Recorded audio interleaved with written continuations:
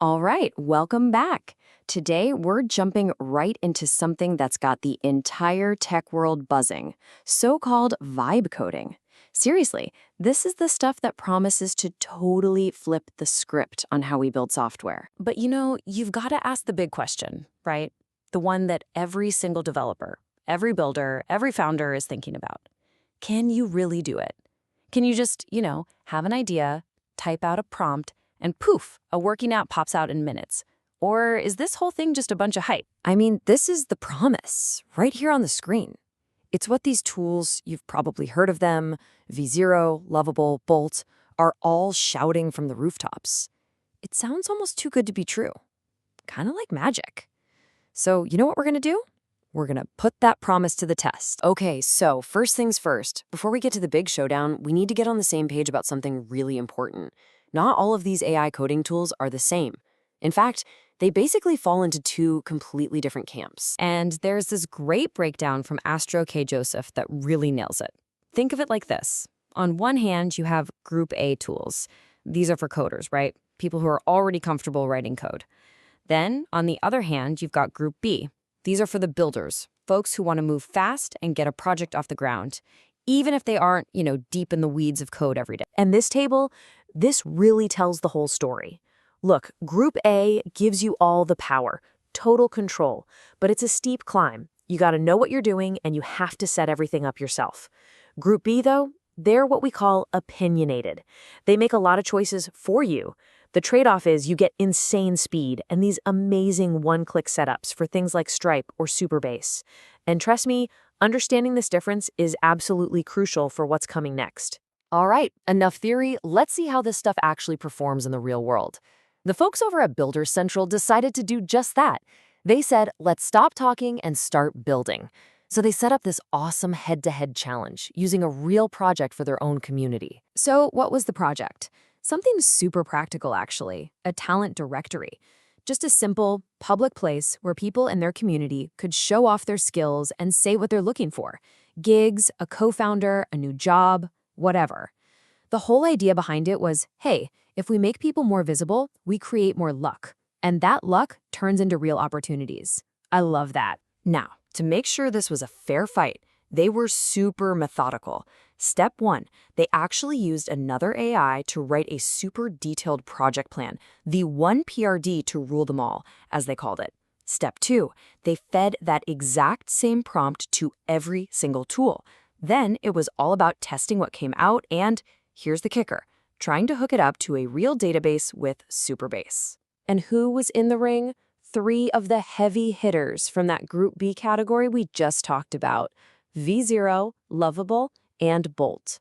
Same rules, same goal. Let's see what happened. So, how did it go? This is the moment, right? Where the hype smacks right into reality. And let me tell you, the results were, pretty surprising. Okay, so at first it was just, wow. I mean, pure magic. The tools, Bolt in particular, just spat out these gorgeous, professional-looking websites in seconds. The designs were sleek, the copy was decent. It honestly felt like, okay, this is it, the promise is real. But then they started clicking things, and that's when the illusion started to crumble. This quote from the test really says it all. It was just a pretty picture. None of the buttons did anything. The sign-up form didn't work. It was all a fancy front end, a beautiful storefront with nothing inside. And you could imagine the frustration started to build pretty fast. Lovable especially was a big letdown. It created all these things that looked like they should work, but nothing. Just a total dead end. Look, a pretty website isn't an app, right? The real acid test is making it actually do something. So they gave each tool a very simple follow-up prompt. Integrate Superbase and authentication. This was it, the moment of truth for making a real working product. And this is where the wheels completely fell off. They gave the tools the database keys, they followed all the steps, they spent hours trying to get it to work. And the final verdict? Well, you can see it right there. Just not working. Not a single app. 0. That's the number. After all that hype, all the promises, 0 working apps came out of this experiment. Not one of them could actually connect to a database and do the most basic thing an app needs to do, save and get data. And this scorecard just lays it all out, plain and simple. Yeah, they were all pretty good at making a nice-looking front end. But for the stuff that actually matters, the logic, the database connection, it was a total wash. A big red X across the board. So does this mean vibe coding is just a bust? A total failure? No, not at all. It just means we've been looking at it all wrong. The question isn't, which tool is the magic bullet? The real question is, what's the right workflow? And this goes back to that analysis from Astro K. Joseph.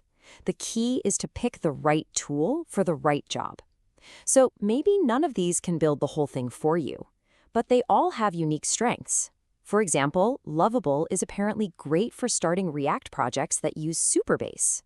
Bolt gives you more options for different frameworks. Need a Python backend? There's a tool for that. It's all about choosing the best launchpad for your specific project. And that brings us to the most important point of this whole explainer. We have to change how we think about these tools. They aren't magic factories that spit out finished apps. Think of them as incredibly powerful assistants that build the scaffolding for you. They can save you hours, maybe even days of tedious setup work. They're the launchpad, but you still have to build and fly the rocket. So what does that rocket building look like? Well, this leads to what Astro K. Joseph calls the God-tier workflow. And it's brilliant. It's not about picking Group A or Group B. It's about using them together. You start with a Group B tool to get that initial foundation built in minutes. And then, this is the really smart part. You take that code and sync it to a GitHub repository. From there, you open it up in a Group A tool, a real coder's tool, and that's where you do the hard stuff. The custom logic, the heavy-duty debugging, all the things the first tool couldn't handle. See? It's the best of both worlds. You get the lightning-fast start from a Group B tool, and then you get the raw power and total control of a Group A tool to finish the job and make it your own.